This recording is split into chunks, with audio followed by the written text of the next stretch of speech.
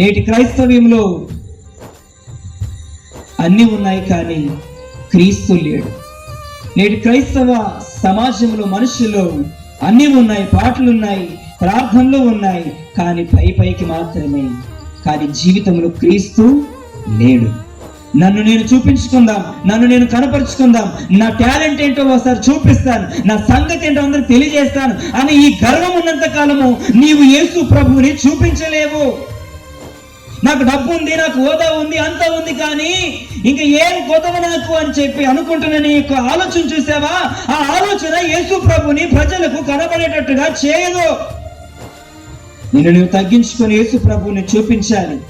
నీవు ఈ యేసు ప్రభు నమ్ముకున్నందుకు గర్వపడాలి, కానీ నిన్ను యేసు ప్రభు నీవు నమ్ముకున్నందుకు ఇతరులు నిన్ను చూసి దేవునికి దూరం కాకూడదు. నీ మాటను బట్టి, నీ ప్రవర్తన బట్టి, నీ యొక్క జీవిత విధానాన్ని బట్టి కొంతమంది యేసు ప్రభుకు దూరం అవుతున్నారు. దానికి కారణం నీవైతే కనుక చాలా పెద్ద శిక్షనే పడుతుంది. నీకు చాలా పెద్ద బలహీనమైనటువంటి ఈ కార్యం నీలో ఉంది. దీన్ని నువ్వు జయించాలి.